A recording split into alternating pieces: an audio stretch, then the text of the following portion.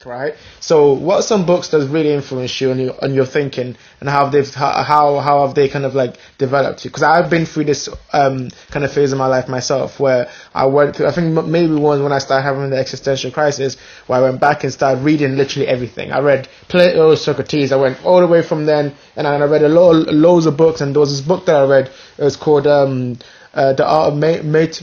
Art of Motorcycle Maintenance, Zen and the Art of Motorcycle Maintenance by Robert Pischek. And that book just deconstructed a lot of like ideas and theories and how thought processes develop over time. And it was just basically an anthropology of ideas. And that was fascinating for me because it kind of laid it all out and had all these other books that was inside it. So I went on this kind of wild goose chase. Yeah. But that's how it was for me. What was it like for you when it kind of came for you to conceptualize your idea of the world and the concepts that you were drawn to and you felt related to your kind of view of the world? Okay, it started off with the Bible. Yes, come on, let's go. It started off with the Bible, but fuck with the Bible. Yeah, heavy, yeah. Like, the Old Testament was great, the New Testament was also great. Psalms and Proverbs was amazing. Like the writings of King Solomon. There's a lot of like paramount ideas that are, it's semantic, it's just the way we're saying it. It's a different language or it's a different culture and a different time, you know what I mean? But it's the same ideas.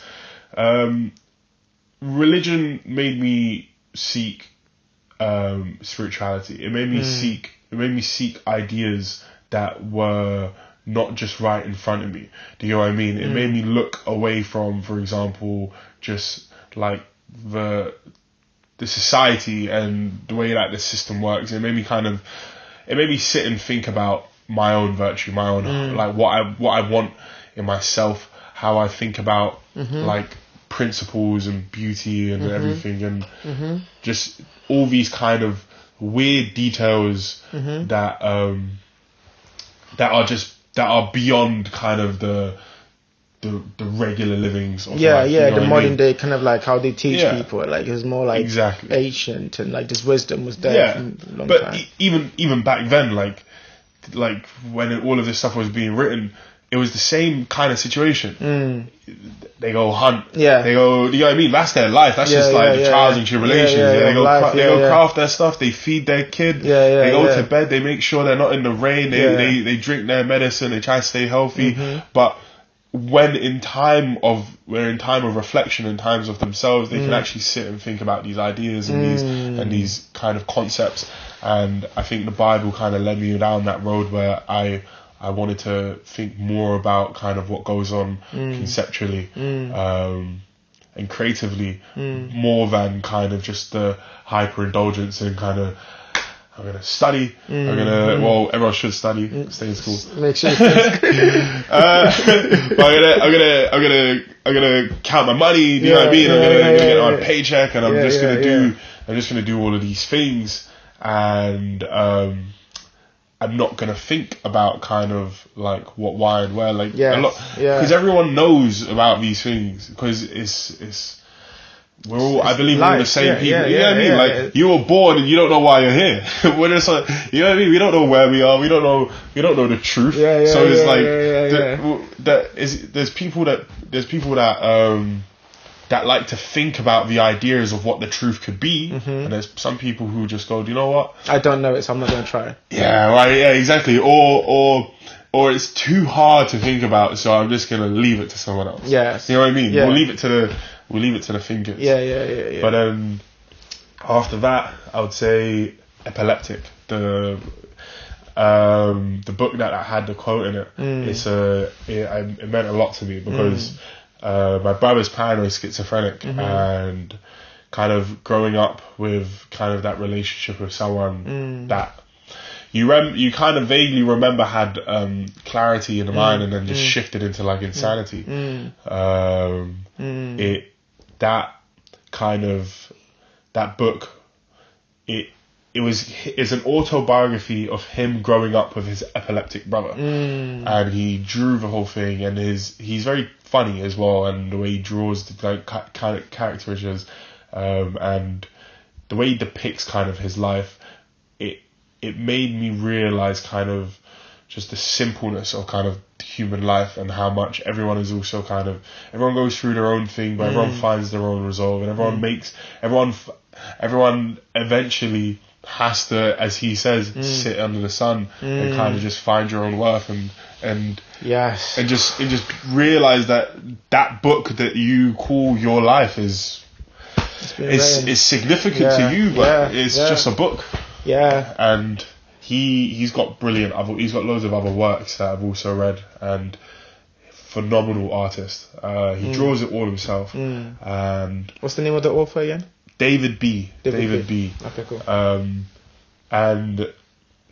then onwards from that, I started to read. I met this person who gave me The Beginner Mind's End Mind and Atomic Habits. I think that is a must read. James Clear. A must read, especially if you feel like you're struggling to do things or you're struggling to make changes in your life.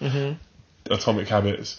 And he gave me, I think it was Shoe Dog, the memoir from the guy that wrote Nike. I haven't read that, but he gave me those 3 books. And then also 366 Days of Stoic. Brilliant book. There was a quote in that book which was, this helped me out a lot as well. It helped me realize that no matter what I felt, no matter how I saw the pressure of the world onto me, and when I felt like it was getting to me, there's a mantra which said, I have the power to keep that out. I can see the truth. And it's like, for as long as you know the resolve in your head, and you know the righteousness that you feel like you walk, no matter what the world tries to paint in front of you, or tries to convince you is your reality, it's not. It's always up to how you decide to feel and how you decide to just accept yourself. And the Stoicism, and reading Zen Buddhism literature, Alan Watts, listening to a lot of his podcasts, it made me realize the power of choice. The choices, the fact that you have every minute, every moment you're making a decision. They say you're either doing or you're not doing. And so true. Exactly. It's like these moments where you catch yourself in that moment making a decision. They are the most critical points in your life. 100%.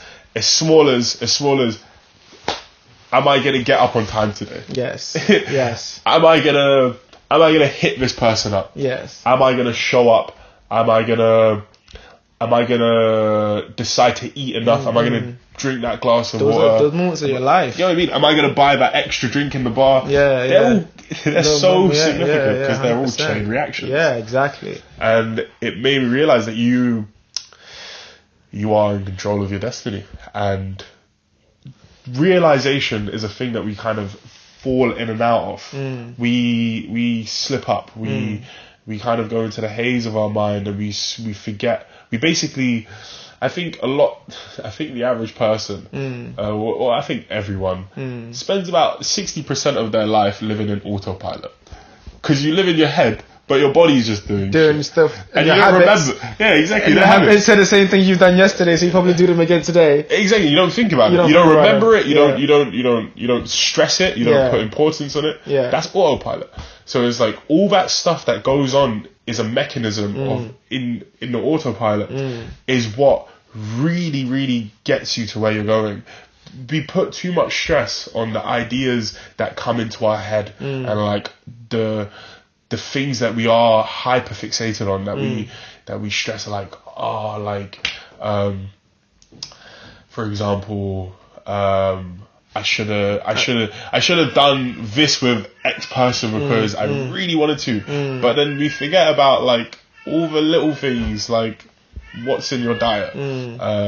What time do you decide to go to bed? Yeah. How much time did you decide to put into your homework? Yes. Some people are great at that, and these people are the people that are the most successful, and I admire them. Yeah. I always, because I'm no hero to all of this. I'm still learning. Yeah. We're all still learning, to be fair. We're all still learning. I think okay, another question I wanted to ask you just on that topic of thinking is that when you encounter new ideas, say, I know we haven't spoke about it much today, your music or when you're making production or something, are you the type of person that how do you learn new things? Do you dissect it through because I do it through first principles, so I have to understand why that thing exists. So if I read a book, if I read a book and I read an idea, I'm like, okay, cool, I can understand how it got here, but what was the first reason this thing came here, and then work back from there, whereas poetry, same for poetry, I'll take the idea, what am I trying to say, then I will make this convoluted way to say it, and then I'll bring it back, okay, what am I really trying to say, has to be from first principles.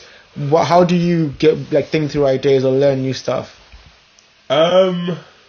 So